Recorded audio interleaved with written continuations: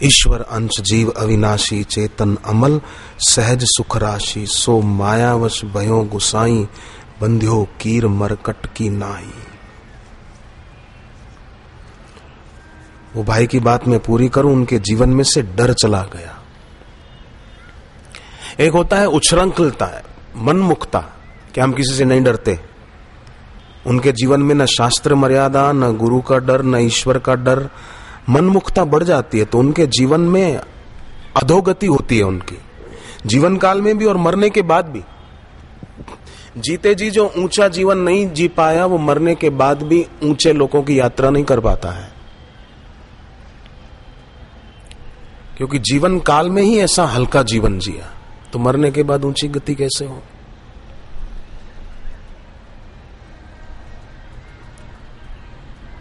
पर शिष्य सदगुरु के चरणों में शीश झुकाता है तो उसकी चेतना, उसकी ऊर्जा वो अधोगामी न होकर ऊर्ध्वगामी होती है। एक एक शिष्य के सिर पर भले बापूजी हाथ न रखें, वैसे ये परंपरा थी कि गुरु के पास शिष्य जाए, गुरु शिष्य के सिर पर हाथ रखे और गुरु का हाथ उसके सिर पर आए तो उसकी शक्ति जो अधोगामी हो रही थी वो गुरु ने ऊर्ध्वगामी कर दी। सदगुरु हाथ धर्यो सिर ऊपर। तो एक एक, यहां तो भक्तों की भीड़ अपार है, तो एक एक शिष्य के सिर पर भले गुरुदेव हाथ न रखें, पर गुरुदेव की जो वाणी है वो हमारी शक्ति को अधोगामी होने से बचाती है, ऊर्ध्वगामी करती है। हमारे करणों में परिवर्तन नहीं, हमारे में परिवर्तन। नीति शास्त्र कहता है कि भाई कर्म ठीक करो, ऐसा करो और ऐसा न करो, कर्मों पर ध्यान दो। पर बापूजी की वाणी ऐसी है कि कर्ता कोई ठीक कर दे, करने वाला ठीक हो तो गलत क्यों करेगा। पेन अपने आप कोई बात गलत लिखती नहीं है, लिखने वाला गलत है तो पेन से गलत बात लिखेगा, लिखने वाला ही सही हो जाए। लोग अपने मन को और अपनी इंद्रियों को दोष देते हैं। हकीकत में देखा जाए ना तो भगवत गीता में मन को भगवान ने अपनी विभूति बताया है। इंद्रियाणाम मनश्चास्मि, मेरे मन में विकार है, मेरे मन में पाप है। मन में पाप होता नहीं है, आता है क्योंकि गलत संगति से, इसलिए आता है। जैसे पेन है तो पेन में लिखने की इच्छा नहीं होती, स्कूटर में चलने की इच्छा नहीं होती, कार में चलने की इच्छा नहीं होती। ऐसे ही मन में भी कोई वासना इच्छा होती नहीं है, वो आती है गलत संग से। पर सत्संग हो तो फिर कहना ही क्या। इसलिए पहले के जमाने में बड़े बड़े राजे महाराजे भी सत्संग में जाकर बैठते थे, अपने पद का, प्रतिष्ठा का अहम छोड़कर निरभिमानी होकर सत्संग में जाते थे। जैसे राजा भगीरथ अपने तपोबल से गंगा जी को धरती पर ले आए, पर फिर भी नम्रता ऐसी कि गुरु त्रितल ऋषि के आश्रम में सत्संग सुनने को बैठते थे।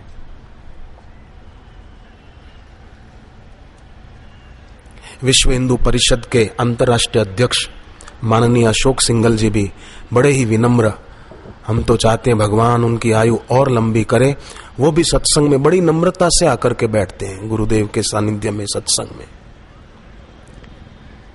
बापूजी के प्रति उनका खूब प्रेम, खूब श्रद्धा, और गुरुदेव का भी उनको खूब प्रेम मिलता है, और उनकी सेवाएं भी बहुत सुंदर है।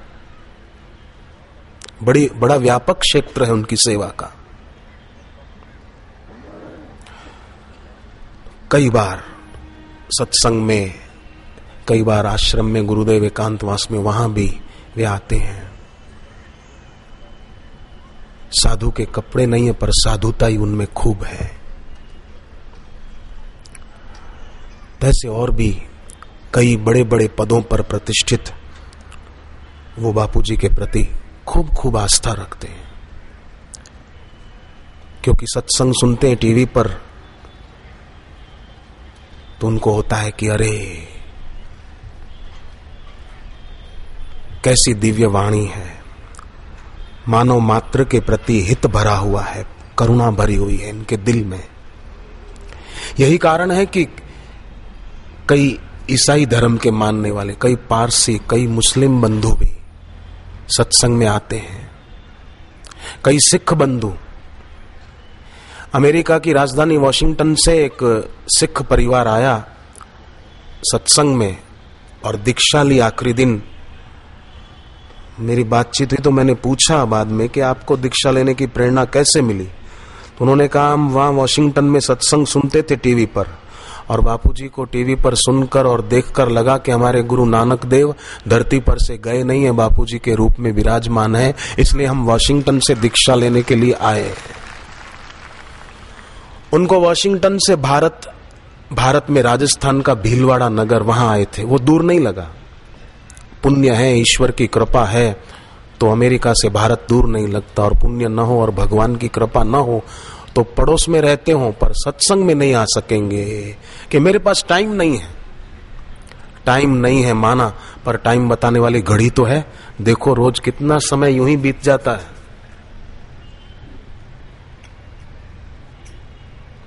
रुपयों के खर्च पर आदमी रोक लगा सकता है, पर समय के खर्च पर कोई रोक नहीं लगा सकता है। रात को सो जाते हैं, रुपए खर्च नहीं हो रहे हैं, समय तो बीतता चला जा रहा है। दुनिया से जाने का एक दिन और कम हो गया, निकट आ गया मृत्यु का दिन।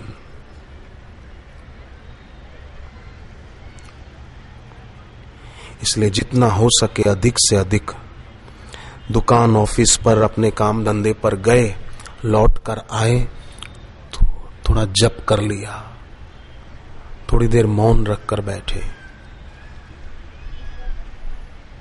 ये दैवी संपदा है। जैसे आप यहां बैठे हैं इतनी संख्या में, तो ये क्यों बैठे हैं यहां पर? आप सब के भीतर भक्ति है इसलिए बैठे हैं। अगर आपके दिल में भक्ति नहीं होती तो आप यहां पर आकर बैठ ही नहीं सकते थे, कहीं और बैठे होते। आपके भीतर दैवी संपदा है। आकृति मानव की है, प्रकृति देव की है, इसलिए यहां बैठे। और इससे हमारी दैवी संपदा और बढ़ती जाती है, जिसको चोर चुरा नहीं सकते। श्मशान की अग्नि शरीर को जला सकती है, पर उस दैवी संपदा को नहीं जला सकती। वो तो हमारी अपनी पूंजी हो गई। यहां हम बैठते हैं सत्संग में, भगवत संबंधी पुण्य अर्जित होता है, जो फल दे करके नष्ट नहीं होता है। आप कहीं कोई रुपया दान कर दो, अन्न क्षेत्र में 10 बोरी अनाज की भिजवा दो, तो उससे पुण्य होगा। उस पुण्य का फल स्वर्ग में सुख मिल जाएगा।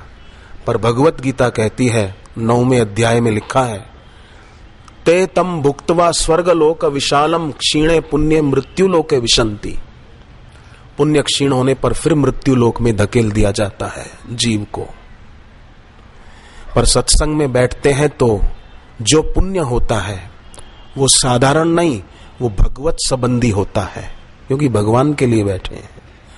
तो ये भगवत संबंधी पुण्य सत्संगी की योग्यता बढ़ाता है, उसकी आध्यात्मिक उन्नति करता है। ये फल देता है पर नष्ट नहीं होता है।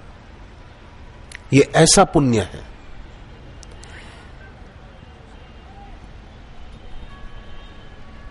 वो हम कमाते हैं यहां सत्संग की जगह पर बैठकर। ऐसे सत्संग में जो स्वयं जाते हैं, दूसरों को भी प्रोत्साहित करके ले जाते हैं, वे तो धरती के देव हैं, देव। आप भी ईश्वर की ओर चलते हैं, दूसरों को भी ले चलते हैं। फिर सत्संग की पुस्तकें भी दूसरों तक पहुंचा दी। महात्मा गांधी जी बोलते थे कि सत्संग की पुस्तकें जीते जी ईश्वर के धाम में पहुंचने का विमान है।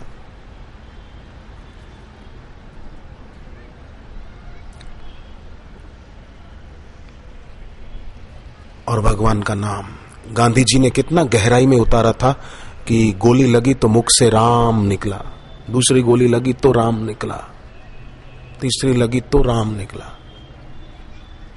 कितना बसाया था। ऐसे ही साधक सत्संगी भी और अधिक गहरा से गहरा इसको उतरने दें। और है भी और अधिक। साधना में, भक्ति में संतोष नहीं करना चाहिए, संसारिक सुख में संतोष कर लेना चाहिए केवल। जप तप में संतोष न करें, और अधिक जप हो तो अच्छा है।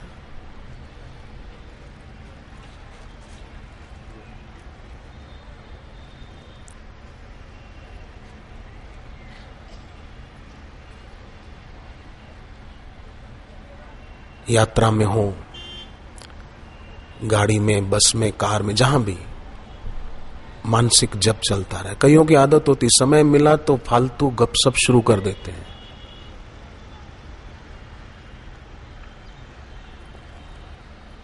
जहाज जा रहा था, 2 आदमी बैठे थे, उनके आगे की सीट और पीछे की सीट वाले परेशान हो गए। बातें बातें बातें।